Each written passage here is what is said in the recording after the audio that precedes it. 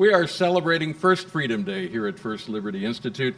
It's an opportunity to reflect on the impact of the Supreme Court victories that we've been honored to have at the U.S. Supreme Court over recent years, all with God's favor, of course. I'm Stuart Shepard. Next to me, of course, Matt Krause, who is a legal and policy advisor for us here at First Liberty Institute, right, and Andrea Justice, who watches over our initiative that's called Restoring Faith in America. Hi, Matt. Hi, Andrea.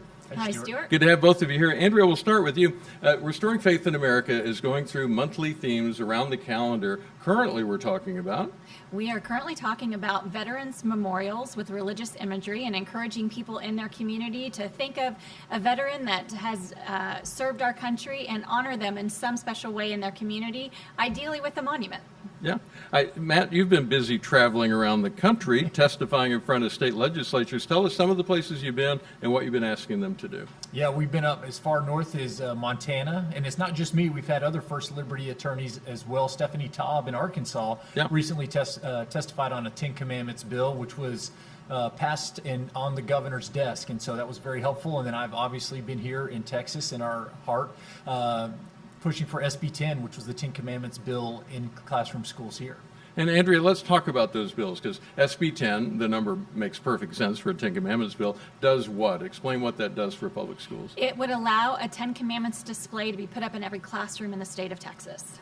And what does it take to get that to actually happen?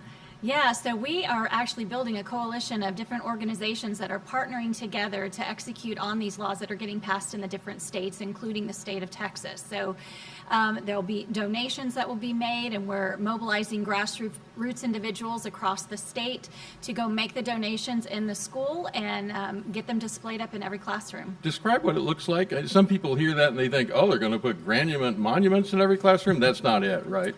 You know, well, SB 10 in Texas specifically allows for a 16 by 20 display. It can be like a foam cardboard or a framed document that gets put up, and it'll be a simple design that just honors the words of the Ten Commandments. And this is language that's been tested around the country, right, Matt? Describe what it takes to get these within the confines of the law. That's right. In Texas, we suggested that they go with the words that are on the Texas Capitol Ten Commandments monument. That seems smart. Has been litigated all the way up to the Supreme Court, and that was back in 2005, and that language was seen as constitutional. Yeah. So we felt quite certain that this new court would also find this language constitutional. And Andrea, we're starting to see some real momentum in states around the country. Yes. You talked about some of them. Describe, just for an example, what's happening in Arkansas and what's about to happen there. Yeah, so Arkansas also passed a similar Ten Commandments bill as Texas. Theirs is actually a little more comprehensive, so not only can it go in all the classrooms in the state, but also all the public buildings that are paid for with taxpayer funds. So that's another very large project that we're joining forces with a lot of other organizations that want to see those documents go up, and we are going to send people out into their communities and get those displays put up across the state of Arkansas. Yep. Similar project in West Virginia as well, but their display is an In God We Trust display. That's what their law was that was passed. This next question is for both of you, but I want it to come from each of your perspectives. From a heart level, why is it important for kids to see the Ten Commandments in the classroom? What's that all about? Yeah, I mean, I think it's just important for kids to know, number one, that's the foundation of American law and government. That's what our country was founded on. And so if we really want to teach the true history and tradition to students across America, that needs to be a part of it. Yeah, and Matt, the connection with the law is pretty obvious, I think. That's right. The entire Western civilization jurisprudence is based on the precepts and principles found in the Ten Commandments.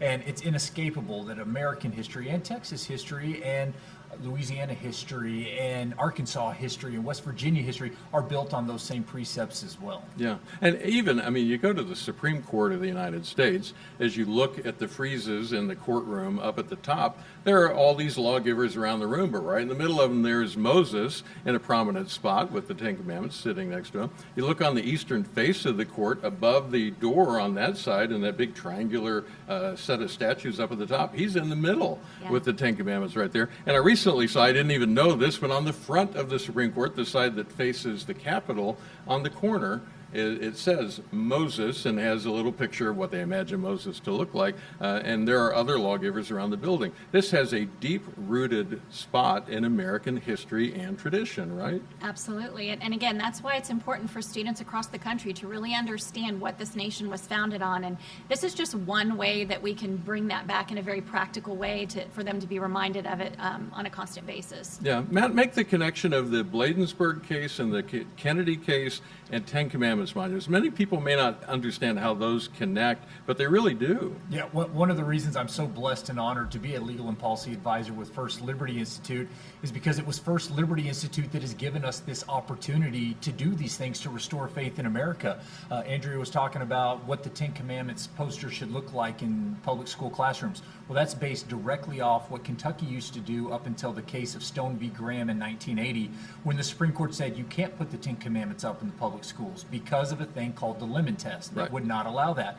Well, thanks to First Liberty's great work in the Bladensburg Cross case and then the Coach Kennedy case, we no longer have to worry about the Lemon Test. It was used for 50 years, a half century, to prohibit and inhibit public displays of religion. That's no longer there. So thanks to the forward thinking of Kelly Shackelford and those at First Liberty Institute, we said, let's take some ground and go back to where the Ten Commandments or other religious displays were taken out. Let's put that back up. So without Coach Kennedy, without Bladensburg, we would not be having this conversation today. Andrea would not be doing the great work she is around the country. It's only because of that Coach Kennedy case and the ending of the Lemon Test that we're able to do this. And Andrea, the language you just used is central to restoring faith in America. What was taken out, we now get to put back. What are your other themes for the rest of the year? What else are you going to be focusing on from now through Christmas? Yeah, absolutely. So moving on throughout the summer and the fall, we're going to be focusing on Meet You at the Pole, taking your Bible to school day, other initiatives around prayer in school, which Texas also passed another great law on that this legislative session.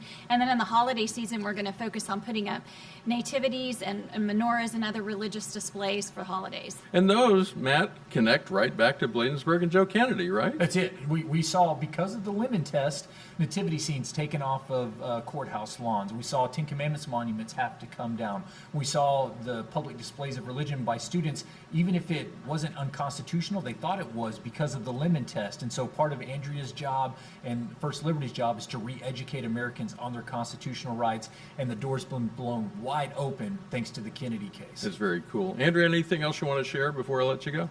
Yeah, if anyone would like to join us in our challenges, please go to rfia.org. We'll also have pages there for all the different state initiatives if you want to get involved in the grassroots effort of donating displays to the different schools or public buildings. Very good. And that's the initials for Restoring Faith in America, rfia.org, right? Correct. Absolutely. Hey, thank you for being here. So good to talk to both of you. I appreciate the work that you're doing around the country. It's making a difference, and it's going to make a difference for generations to come, and that's really cool to think about. It's just awesome. Thank you for all that. Thank you. Just a reminder, if this is First Freedom Day. This is our fiscal year end coming up at the end of June, and right now we have a $500,000 challenge grant that you can participate in. It effectively multiplies the impact of your gift from now through June 30th, so don't wait too long.